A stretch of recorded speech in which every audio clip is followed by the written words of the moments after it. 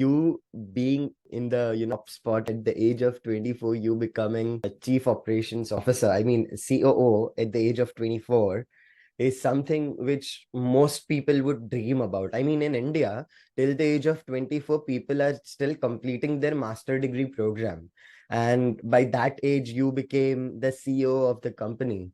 So how was that? I mean, and at what point of time did you realize that you have become a CEO? And was there a happy moment, or it was just like with great power comes great responsibility and you were thrust into it and trying to do things and manage things because of the new role which you got?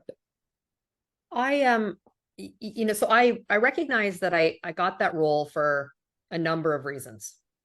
So one was, I mean, I had experience leading contact centers, and the world of BPO, it has evolved a lot over the last 20 years, but at that point was predominantly call center work, doing, customer service and technical support. Now outsourcing is so many other things, whether it's technology or the corporate functions of businesses. But I had been leading contact centers for 6 or 7 years at that point. I had banking experience, and they had many banking clients. And so I was networked in that space. So those were pretty significant reasons for them wanting to recruit me. The other one is, I am not a believer in this notion of fake it till you make it, except when it comes to confidence. You need to show up confidently in that setting. Confidence is often equates to people's perception of competence. And so the mere fact that I showed up very confident, even at 24 years old, I think they had no idea. I think my age could have swung many ways at that point. And I was a new mother. So there were lots of things when you look at how long I'd been in the work world. So I think they probably thought I was a lot older as well. But showing up with a lot of the core competencies with great confidence in an industry and experience that helped me get the role.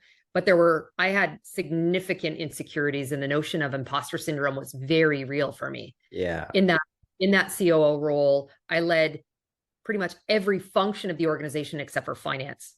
So where I had deep operational experience in leading and also leading people, I now formally had HR, technology, client management, quality assurance, all of that reporting into me.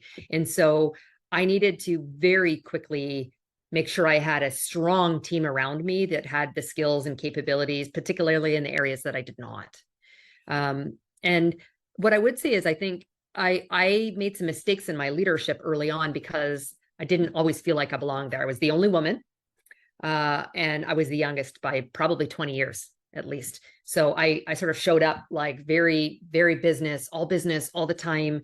I wasn't, the kind of like open and transparent and authentic leader. And so I had good relationships with people, but I'd say the way I've led over time has changed. At one point I was called the Iron Maiden, because lots of restructuring. You have to be really strong with performance management. So I'm very good at making some of the tough business decisions that need to be made, but I never actually showed how like emotional that was for me. So it took me several years to gain real confidence in my ability to sit at, those tables and start to show vulnerability with my teams, start to show that I had emotion, because I was worried I'd be, viewed as too soft as a woman. These things as a woman in business, we often, will deal with.